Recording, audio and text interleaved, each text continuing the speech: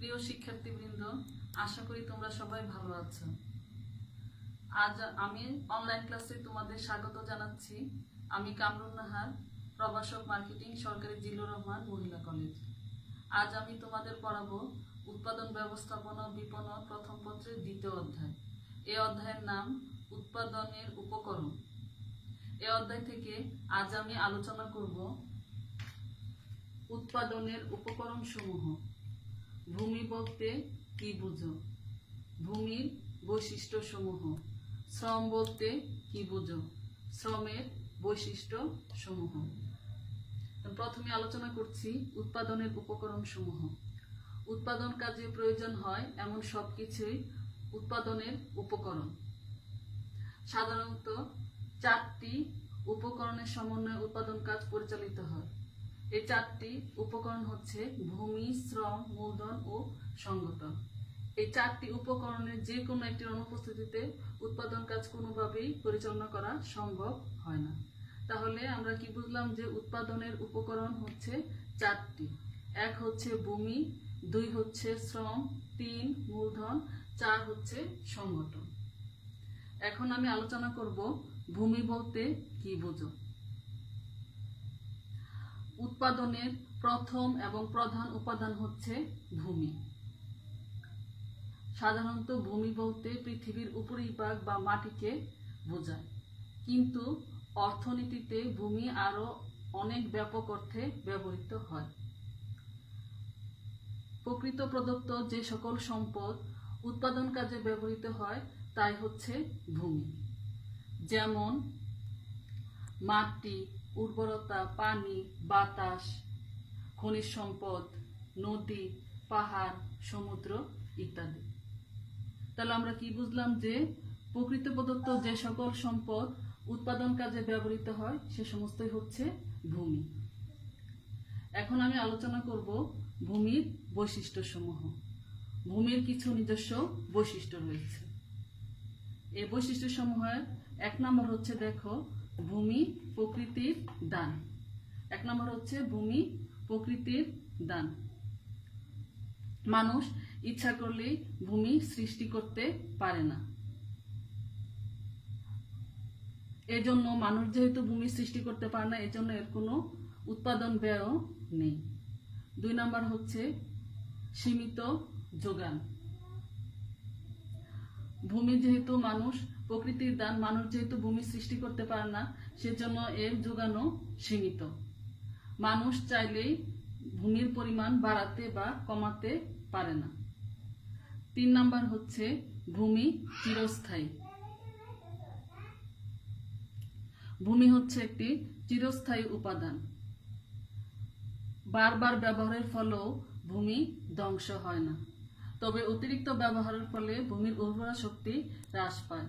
তখন সার ব্যবহার করে এর উর্বরতা শক্তি বৃদ্ধি করা হয়। 4 নম্বর বৈশিষ্ট্য হচ্ছে ভূমি স্থানান্তরযোগ্য নয়। ভূমি এক স্থান থেকে অন্য স্থানে স্থানান্তর করা যায় না, তবে প্রয়োজনে ভূমির মালিকানা হস্তান্তর করা যায়। 5 নম্বর হচ্ছে ভূমির উর্বরা শক্তির পার্থক্য। সব ভূমির উর্বরা শক্তি একরকম নয়। বিভিন্ন জায়গার ভূমির উর্বরা শক্তির মধ্যে পার্থক্য দেখা দেয়। 6 নম্বর হচ্ছে ক্রমহ্রাসমান উৎপাদন। ভূমির ক্ষেত্রে 6 নম্বর হচ্ছে ক্রমহ্রাসমান উৎপাদন বিধির প্রভাব।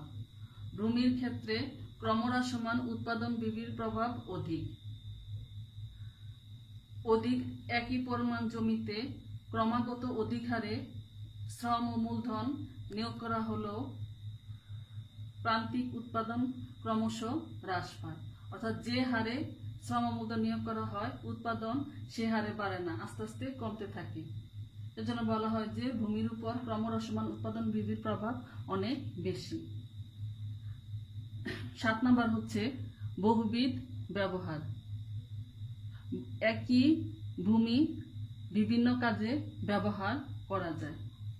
যেমন যে জমিতে ধান উৎপাদন করা হয়, প্রয়োজনে সেই জমিতে আবার পাটও উৎপাদন করা যায়।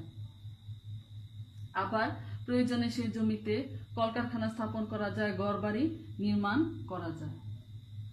8 নাম্বার হচ্ছে দেখো, ভূমির যোগান দাম নেই। ভূমি সৃষ্টিতে যেহেতু মানুষের কোনো অবদান নেই, ভূমি যেহেতু প্রকৃতির দান, সেজন্য ভূমির কোনো যোগান দাম থাকে না। 9 নাম্বার হচ্ছে উৎপাদন ব্যয় নেই। প্রকৃতির দান বলে ভূমির কোনো উৎপাদন ব্যয়ও নাই।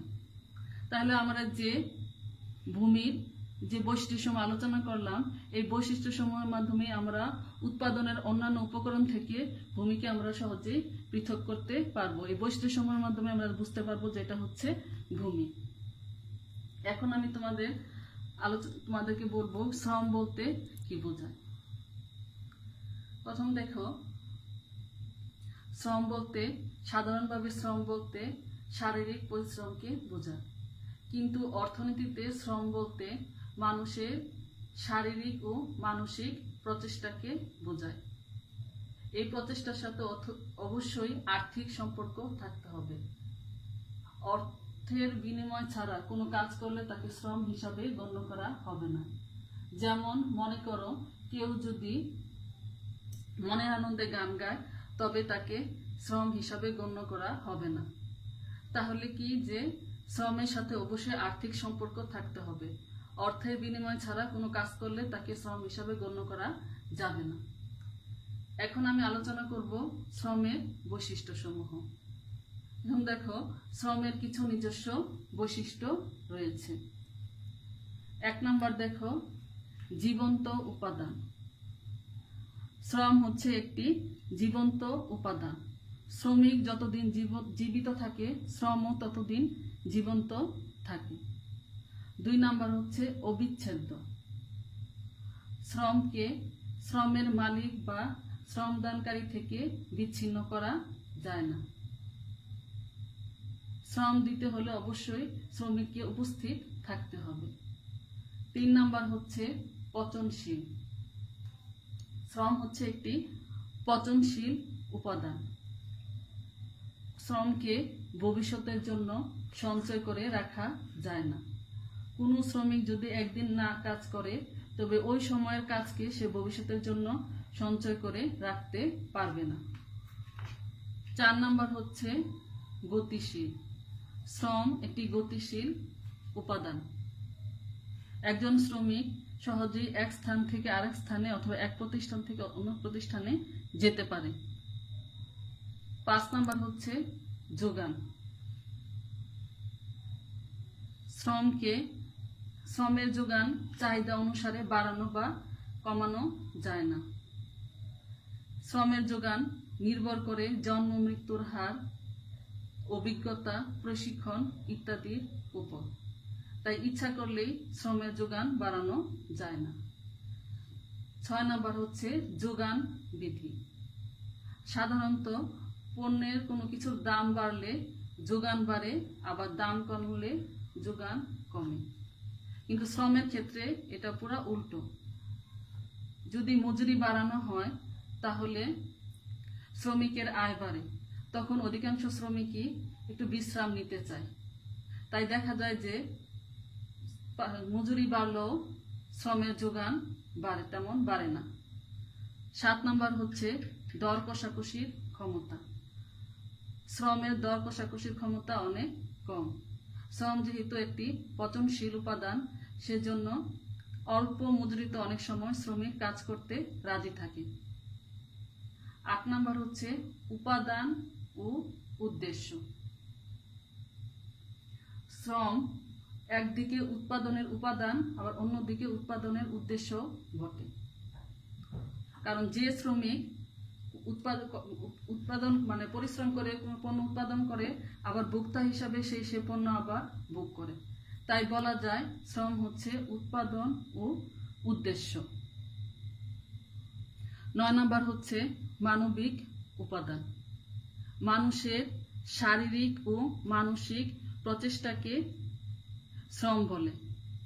তাই এজন্য শ্রমকে মানবিক উপাদান বলা চলে।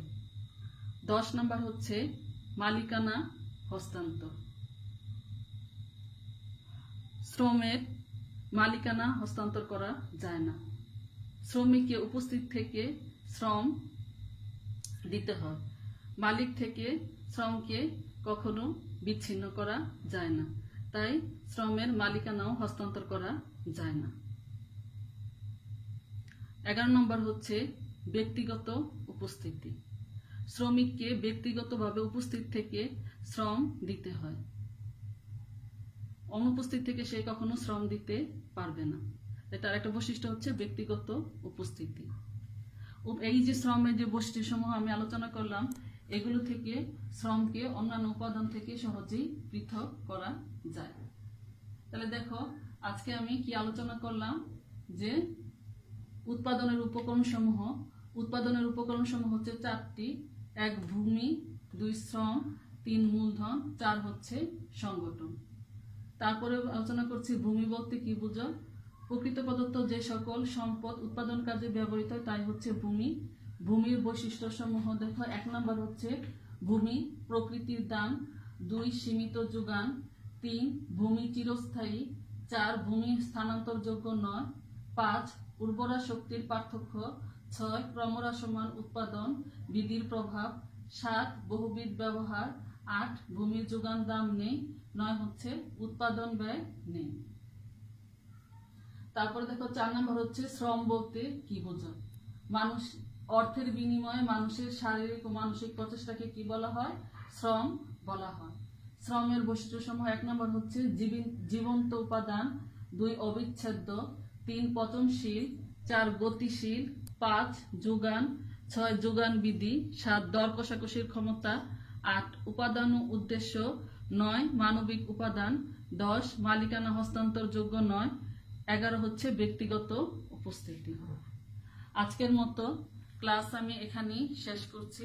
তোমরা সবাই ভালো থেকো, নিরাপদ থেকো এবং বাসায় ভালো করে পড়াশোনা করো। আল্লাহ হাফেজ।